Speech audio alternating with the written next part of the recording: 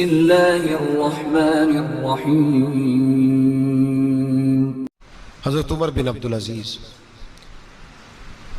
عراق میں رہنے والی ایک عورت تھی۔ اس عورت کا خامد فوت ہو گیا تو 5 بچیاں یتیم تھی۔ وہ عراق سے چلی اور جناب عمر بن عبدالعزیز کے پاس آئی کہ آپ میری بچیوں کا وظیفہ لگا دیں۔ وہ کہتی ہے جب میں پہنچی نا یہاں تو اب تو استقبال آنا جانا بڑے معاملات ہیں، اب تو بچی کی برات آئے اور 5 7 10 20 لوگ دروازے پہ کھڑے نہ ہوں تو برات ناراض ہو جاتی ہے، کہتے ہمارا استقبال ہی کسی نے نہیں کیا۔ تو استقبال تو اب اس طرح ہے جس طرح نشہ نہیں ہوتا، یہ استقبال کی حالت ہے، امیروں سے لے کے غریبوں تک۔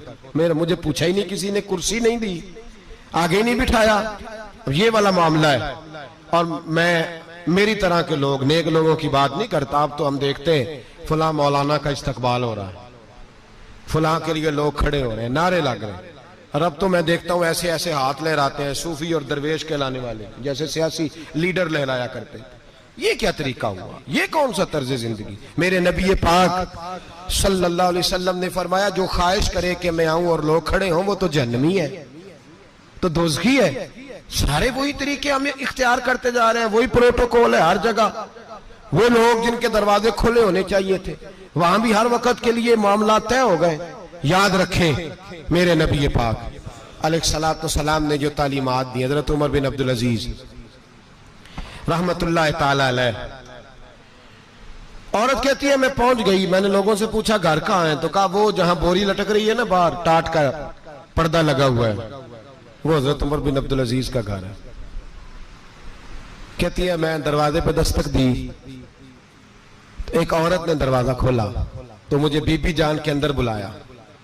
تو ان کے گھر کے اندر جب میں داخل ہوئی تو بڑا سارا سین تھا، ایک جانب کنواں لگا تھا، ایک طرف ایک بڑا درخت تھا، اور ایک چھوٹا سا بنائی ہوئی تھی جگہ برتن دھونے کے لیے، اور بی بی نا برتنوں کو مٹی لگا کے صابن لگا کے بیٹھی ہوئی تھی، کام کر رہی تھی وہ عورت۔ مجھے اس نے درخت کے نیچے بٹھایا، پانی پلایا۔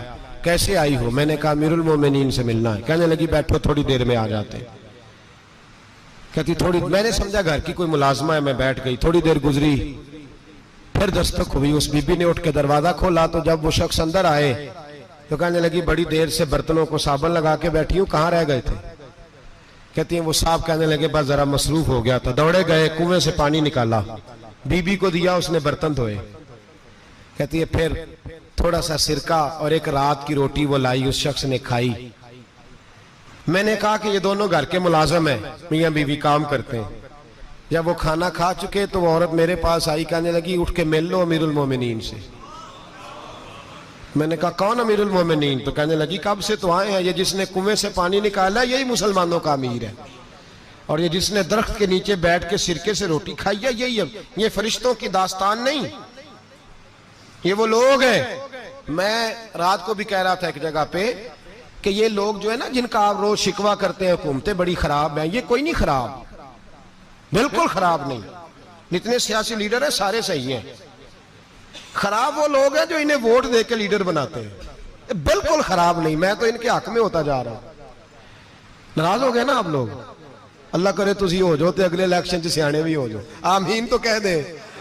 میں نے کوئی مشورہ نہیں دینا اس لیے کہ میری نظر میں کوئی ایسا شخص نہیں جس کے لیے میں آپ سے کہہ سکوں کہ ووٹ دیں، اور ہم تو ایسی بات کریں تو کئی لوگ ناراض ہو کے چلے جاتے ہیں، لیکن کوئی پرواہ نہیں، اس لیے کہ یہ دین میرے نبی پاک کا دین صرف مسجد کا دین نہیں۔ انشاءاللہ آئندہ جمعہ نظریہ پاکستان بیان کروں گا اور بتاؤں گا کہ پاکستان کا مطلب کیا، لا الہ الا اللہ محمد رسول اللہ صلی اللہ علیہ وسلم۔ حضور کا جو قرآن نافذ ہوگا مسجد میں، وہ قرآن کچہری میں بھی نافذ ہوگا انشاءاللہ، اور وہ قرآن نافذ ہونے آیا ہے، اسمبلیوں میں وہی قرآن نافذ ہوگا انشاءاللہ، اور یہی چراغ جلے گا تو روشنی ہوگی۔ بیان کریں گے اور ڈٹ کے بیان کریں گے، آپ کو بتائیں گے۔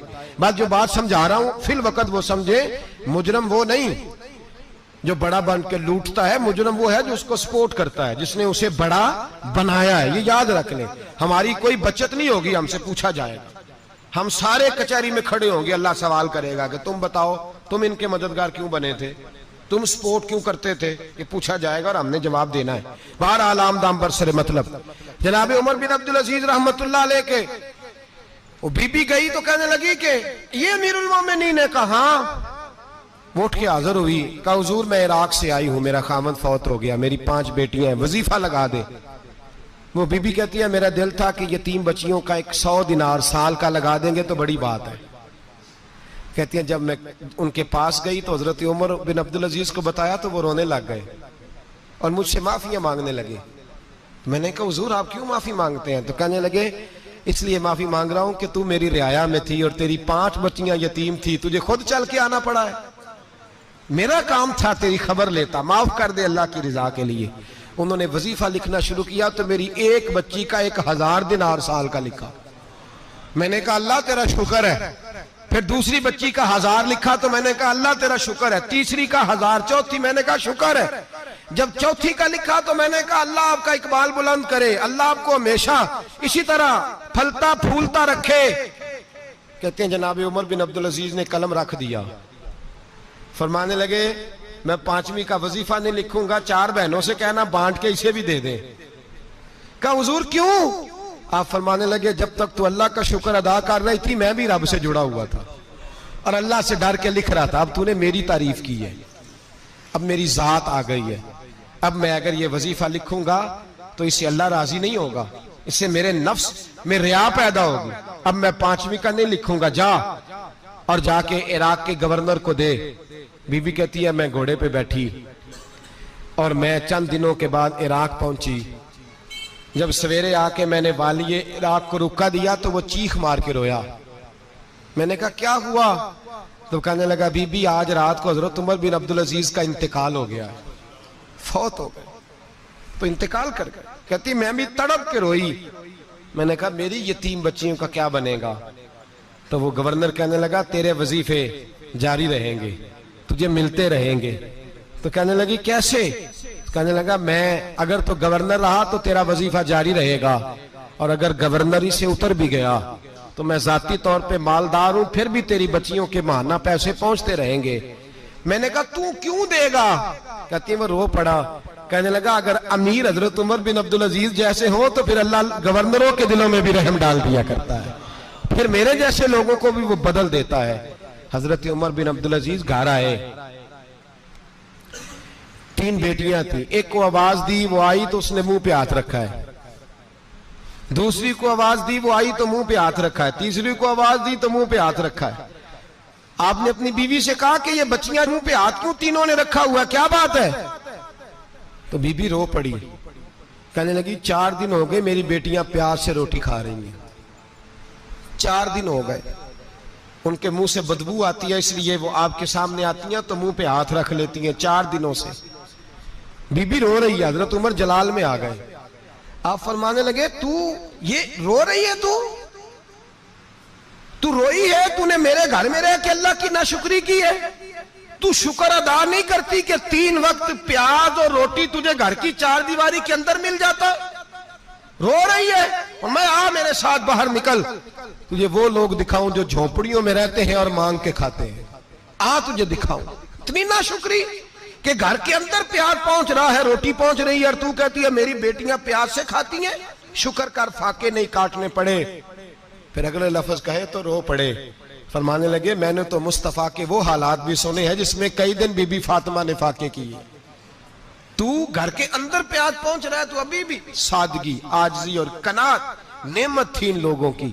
ہمارے ہاں روز شکوا ہے، کس بات کا؟ گاڑی کوئی نہیں، روز رونا ہے، کس بات کا؟ بنگلہ کوئی نہیں، روز رونا ہے، کس بات کا؟ بینک بیلنس کوئی نہیں، 10 جوڑے کیوں نہیں عید پہ آئے؟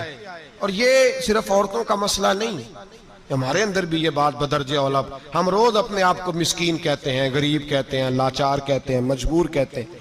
کبھی دیکھو جو جھونپڑیوں میں رہتے ہیں، کبھی پلٹ کے دیکھو لوگوں کی طرف جو پیدا ہوئے تو آنکھیں کوئی نہیں تھی، ہاتھ کوئی نہیں تھے، پیر کوئی نہیں تھے، وہ دیکھو جو پیدا ہوئے تو سر پہ باپ کا سایہ کوئی نہیں تھا، کیسے کیسے لوگ وقت گزار رہے ہیں۔ ہم روز آ کے کہتے ہیں کاروبار ٹھنڈا ہو گیا ہے، حالات بڑے خراب ہو گئے، ہم بڑے مجبور۔ کیا ہو گیا صاحب؟